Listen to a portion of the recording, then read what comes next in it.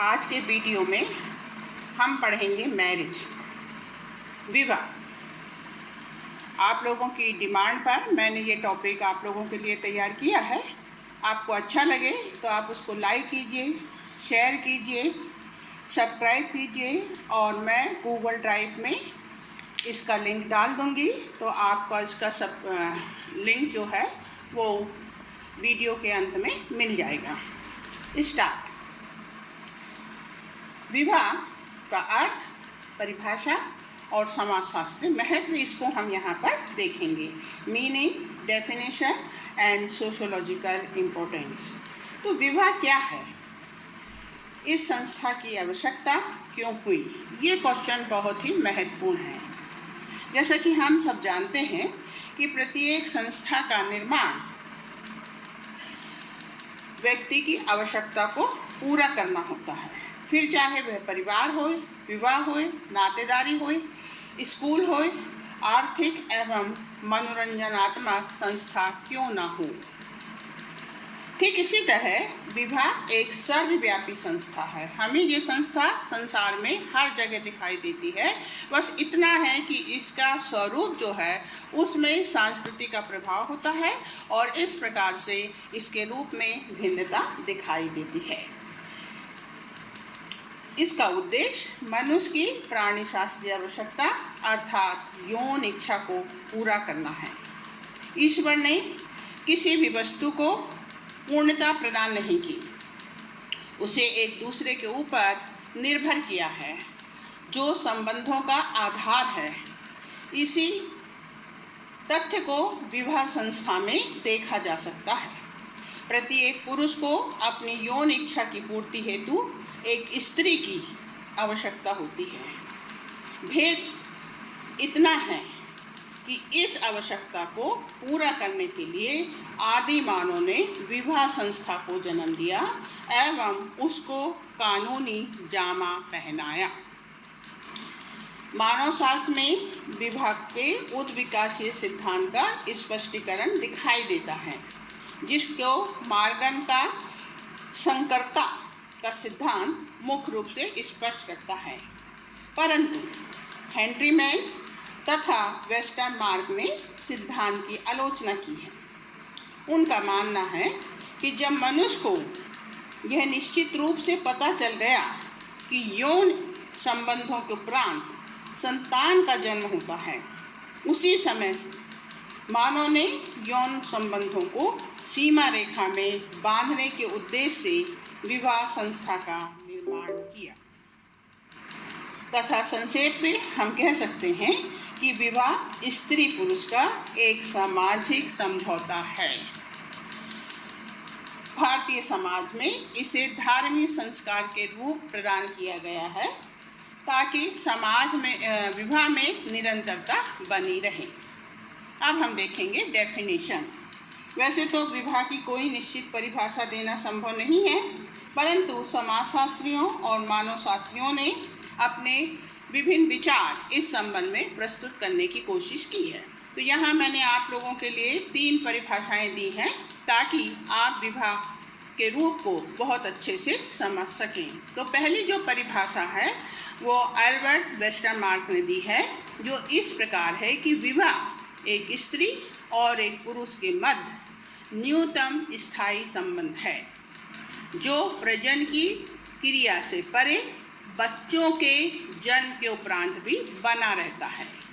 Miss Westermarck अपनी परिभाषा में इस बात को स्पष्ट करता है कि विवाह एक स्त्री पुरुष का यौन संबंधों के आधार पर एक संबंध तो है, किंतु यदि प्रजनन क्रिया के बाद उनकी जो संतान होती है, उन संतान का उत्तरदायित्व, उनका पालन पोषण करने का दायित्व भी किसके ऊपर होता है, माता पिता के ऊपर होता है। इसी प्रकार से बोगाटस के अनुसार विवाह स्त्री और पुरुष को पारिवारिक जीवन में प्रवेश करवाने की एक संस्था है। विवाह एक वो संस्था है जो कि सामाजिक संस्थाओं की आधारशिला है। विवाह के बाद ही सभी संस्थाएं, चाहे वो परिवार हो, चाहे वो किनशिप हो, या विभिन्न प्रकार के जो संबंध मनुष्यों के बीच में स्थापित होते हैं, उसकी आधारशिला विवाह है। तो इन परिभाषाओं से ये स्पष्ट होता है कि इस विवाह जो है वो स्त्री पुरुष के बीच एक यौन संबंध स्थापित करने की कानूनी व्यवस्था है, जो स्त्री और पुरुष को परिवार निर्माण करने की अनुमति देती है, और यह एक सामाजिक और सांस्कृतिक संस्था है। एक व्यक्ति की सामाजिक परिस्थिति का निर्धारण भी इसी के द्वारा होता है। अब हम देखेंगे कि विवाह का समाजशास्त्री महत्व क्या है। तो सबसे पहले हम देखते हैं कि बेखफर ने लिखा है कि और मार्गन के अनुसार आदिकाल में यौन संबंध अनियंत्रित थे, अतः यह महसूस किया गया कि कोई ऐसा नियम बनाया जाए जिससे व्यक्तियों के जीवन को नियंत्रित किया जा सके, जिससे न केवल संघर्ष की पराकाष्ठा को रोका जाए तथा बच्चों को पैतृक का निर्धारण भी हो सके। इन परिस्थितियों ने एक लंबी प्रक्रिया के उपरांत विवाह संस्था को जन्म दिया। तो इस प्रकार विवाह का जो मुख्य उद्देश्य है, जो उसका एक समाजशास्त्रीय महत्व है, वो हम देखते हैं कि पारिवारिक जीवन की व्यवस्था करना, परिवार का निर्माण करना और वैवाहिक संबंधों के द्वारा नातेदारी के माध्यम से प्राथमिक संबंधों का निर्धारण करना।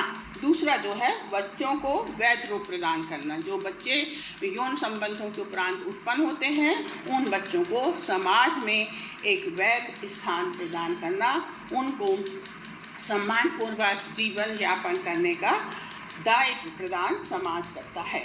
तीसरी जो है प्रजातिक निरंतरता। विवाह का उद्देश्य जो है कि जैसा हमने देखा, यौन संबंधों के उपरांत संतान की उत्पत्ति होती है और इस प्रकार समाज में निरंतरता बनी रहती है और हर प्रजाति जो है आगे बढ़ती जाती है। यदि विवाह नहीं होता तो सामाजिक व्यवस्था दिखाई नहीं देती इस रूप में, और प्रजातियाँ जो थी वो क्या हो जाती, समाप्त हो जाती। चौथा जो है आर्थिक सहयोग।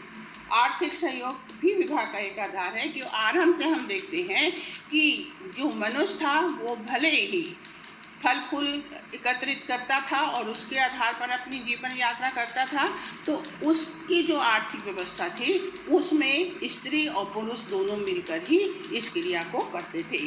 समय के साथ साथ आज वर्तमान में हम देखते हैं कि आर्थिक आधार का स्वरूप जो है बदल गया है।